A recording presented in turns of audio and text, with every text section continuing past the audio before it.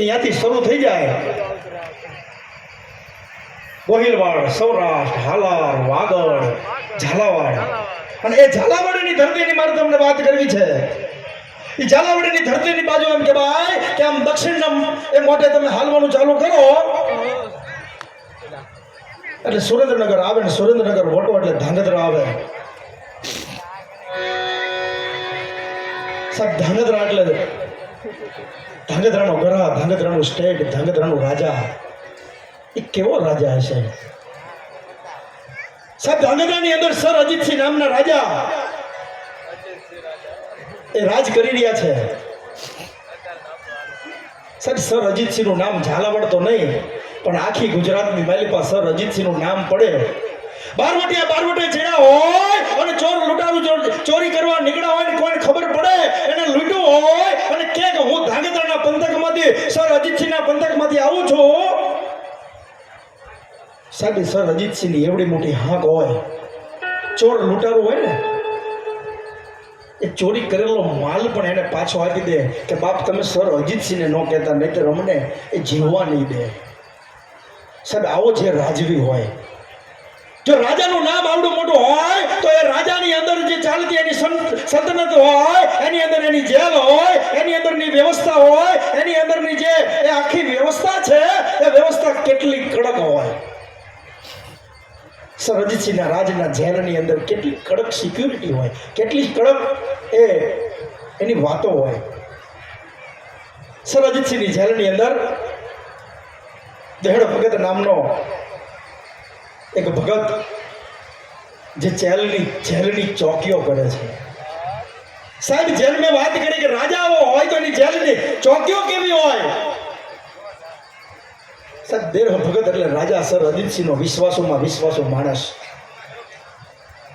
પણ ભગત દેહડ છે ને બાપ એને ભજનનો નાતો છે અને ભજન પ્રેમ સિવાય કાંઈ ન હુજે અને ભજન ભક્તિ વગર કાંઈ હુજે નહીં. એ એટલો દિલનો સાચો માણસ છે કે પ્રેમ ભક્તિ એટલે બીજી કોઈ વાત નહીં. રાજાએ સોંપેલી નોકરી કરવાની, ઈમાનદારીથી નોકરી કરવાની, પ્રામાણિકપણે નોકરી કરવાની, બીજી કોઈ વાત ન હોય. રાજાનો અંગત માણસ હોય ને સારી રીતે કામ કરતો હોય એટલે એના 100 દુશ્મન હોય. એ રાજાની નજીક હોય એટલે કોઈને ગમતું ન હોય કે આ નજીક છે. એક દિવસ એવું બને બાજુના ગામમાં સરસ મજાનો આવો ભજનનો પ્રોગ્રામ ગોઠવાય અને અહીંયાથી આયોજકો દ્વારા દેહડ ભગતને વાયક મળે છે. બેહરજી, અમારા બાજુના ગામની અંદર સરસ મજાનો ભજનનો પ્રોગ્રામ ગોઠવાનો છે, તમારે 2 ભજન ગાવા માટે બાપ આવવાનું છે. પણ દેહડ ભગત કહે છે ભાઈ ભજનનો પ્રોગ્રામ ગોઠવાનો છે, ભજનનો જીવ છું પણ મારી નોકરી ચાલુ છે બાપ, હું ભજનમાં નહીં આવી શકું. બીજો દિવસ થાય ને ભજનનો ટાઈમ થાય. સાહેબ ભજનનો જીવ હોય એને ક્યાંય ચેન ન પડે. આમંત્રણ મળી ગયું હોય પછી એને જીયા વગર ચેન ન મળે. આગળ વિકળ થાય છે પણ એની સાથે જે મિત્રો છે ને એ મિત્રોને ખબર પડી જાય કે દેહર આગળ વિકળ થઈ રહ્યો છે, એને ભજનમાં જ આવવું છે, એને વાયક મળ્યું છે. એક મિત્ર ઊભો થઈને દેહરને કહે છે ભાઈ મને ખબર છે કે તને ભજન વગર ગમતું નથી, તને બાજુના ગામમાંથી ભજનનું સરસ મજાનું તને વાયક મળ્યું છે પણ તું નોકરીના લીધે જતો નથી. ભાઈ જો તને તારા મિત્રતા ઉપર, તારા ભાઈબંધી ઉપર તને ભરોસો હોય ને તો જા 2 ભજન બોલીને આવતો રહેજે. આજે દેહડ ભગત હું તારી નોકરી સંભાળી લઈશ. દેહડ ભગત વિશ્વાસ મૂકે છે, મિત્રની ભરોસે એની નોકરી છોડી. પણ મન માનતું નથી કારણ કે એ રાજાનો સૌથી વિશ્વાસુ માણસ છે. એ વિશ્વાસઘાત સમજે છે કે મારે મારી જવાબદારી છોડીને જવું ને તો મને મારી એ નોકરીની જે અંદર વિશ્વાસ છે ને એ તૂટે. પણ પ્રેમ એ મિત્રતા પ્રત્યેનો જે પ્રેમ અને વિશ્વાસ છે એની ઉપર વિશ્વાસ રાખીને દેહડ ભગત ભજન બોલવા બાજુના ગામમાં જાય છે. રાજાના સૈનિકો જે દેહડ ભગત જેને ગમતો નથી એના જે ચમચા છે રાજાના એ બાજુના ગામમાં દેહડ ભગતને ભજન ગાતો જોઈ જાય છે. એટલે ત્યાંથી 2 ઘોડા દોડાવે સર અજીતસિંહના રાજમહેલમાં જાય. ભગવાન એમ કહેવાય કે રાજા શયન ખંડની અંદર સૂઈ રહ્યા છે ને ત્યાં જઈને કકડાવે, બાપુ, અરે બાપુ તમને ભરોસો છે ને, જે દેહર ભગત ઉપર તમને અતૂટ વિશ્વાસ છે, તમે એને માનો છો કે એ પ્રમાણિક છે, બાપુ આજ ચાલો મારી સાથે. તમે જેના ભરોસે જેલ મૂકી છે ને, એ જેલમાં આજ નથી, એ નોકરી છોડીને બીજે ભજન ગાવા ગયો છે. રાજાની આંખો ફરી જાય છે.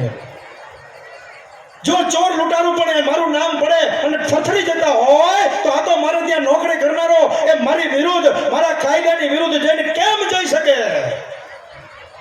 રાજા એના સિપાહીઓને તૈયાર કરીને જેલ જોવાનું નક્કી કરે છે. ચાલો આજ મારે રૂબરૂ જોવું છે કે દેહર ભગત ત્યાં છે કે નહીં. રાજા એમ કહેવાય કે જેલ સુધી આવે છે. તો જેલમાં આવે છે, આ બાજુ દેહર ભગત એની નોકરી કરી રહ્યો છે. દેહર ભગત તો ભજનમાં ગયો છે. અહીંયા આવે છે એટલે દેહર ભગતને બેઠો જોવે છે એટલે રાજા દૂરથી જ કઈ પૂછ્યા વગર જતા રહે છે. પેલા સૈનિકોને કહે છે, ભાઈ તમે ખોટું બોલો છો, તમે કહેતા હતા ને દેહર ભગત બાજુના ગામમાં ભજન ગાવા ગયો, આ દેહર ભગત ત્યાં તો એની નોકરી કરે જ છે. વાત પૂરી થાય છે અહીંયા. પણ જે ચમચાએ ફરિયાદ કરી હતી એનાથી રહેવાતું નથી. આ બન્યું કેમ? ફરી વાર ઘોડા દોડાવે બાજુના ગામમાં જાય, ત્યાં પણ દેહર ભગત ભજન તો કરે જ છે, એના ભજન ચાલુ છે. દેહર ભગતની ભજનમાંથી લીન તૂટે, 2-3 વાગ્યાનો સમય થાય, એ પાછો જેલ પર આવે ને એના મિત્રને પૂછે, ભાઈ અહીંયા કોઈ આવ્યું તો નહોતું ને, કોઈ મારા વિશે પૂછતું તો નહોતું ને? એટલે એના મિત્ર કીધું, અરે ગાંડા શું કાઢેસ? સર અજીતસિંહ આ જોવાયા ત્યારે તું અહીંયા નોકરી તો કરતો હતો.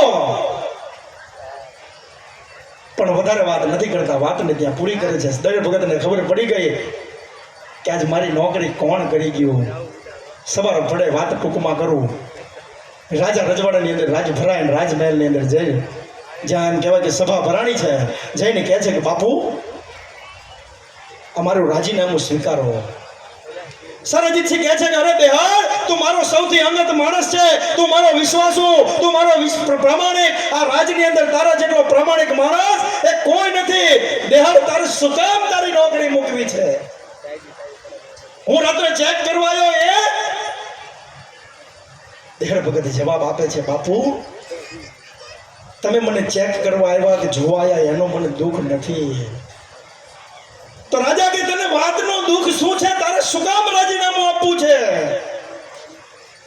અને દેહર ભગત આ વાતનો મર્મ જાણજો. આ છેલ્લી વાતમાં કહું છું. અને દેહર ભગત સાહેબ જવાબ આપે છે. શું જવાબ દે? બાપુ તમે ત્યાં જોવા આવ્યા એનો મને દુઃખ નથી, પણ બાપુ મને બાજુના ગામમાંથી ભજનનું વાયક મળે, મારાથી ભજન ભક્તિ કર્યા વગર રહેવાય નહીં. હું તમારી નોકરી કરું અને હું અહીંયા નોકરી છોડીને ભજન ગાવા જાઉં, એ તમારી સાથે અન્યાય ગણાય. એ અન્યાય કરીને ભજન ગાવા જાઉં એનો પણ મને વાંધો નથી, પણ આ ભજન ગાવા ગયો હોય ને અહીંયા મારી નોકરી કરવા મારા અખિલ બ્રહ્માંડના માલિકને આવવું પડે ને, એ મને પસંદ નથી. સાહેબ ભજનની આ તાકાત છે કે કદાચ ભગવાનને પણ જો તમારી નોકરી કરવા આવવું પડે. સાહેબ આ દેહર ભગતની વાવ, તમે આમ સુરેન્દ્રનગરના 80 ફૂટના રોડે જાઓ તો ત્યાં પણ તમને એ દેહર ભગતની વાવ જોવા મળે. અને ત્યાંથી આગળ ધાંગધ્રા જાઓ ને ધાંગધ્રા પહેલા જે મિલનું ક્વાર્ટર ચાલુ થાય ને, એ મિલ ક્વાર્ટર પહેલા સરસ મજાનું દેહર ભગતનું એ જે સમાધિ સ્થાન છે ને, જ્યાં દેહર ભગતની વાવ તરીકે ઓળખાય છે. સાહેબ આવા ભક્તો થઈ ગયા અને આ ભજનની તાકાત છે. બાકી ભજન વગર આ દુનિયામાં કાંઈ ન મળે બાપ. આ સાધુ પુરુષોનો જે સંગડો થઈ ગયો છે ને, હમણાં ભજનો ગવાણા, આની પહેલા પણ ભજન ગવાણા. સાધુ જ પુરુષનો સંગ કરીએ, અવર પુરુષનો સંગ ન કરીએ ક્યારેય. કારણ કે અવર પુરુષ છે ને એને તો અવરા રસ્તા દેખાડવા સિવાય કાંઈ સૂઝે નહીં. પણ જો સાધુ પુરુષનો એ તમને એકવાર સંગ થઈ જાય, એ કદાચ તમારાથી રસ્તો ભટકાતો હોય ને, તો સાધુ પુરુષ તમને કહે કે ભાઈ બેટા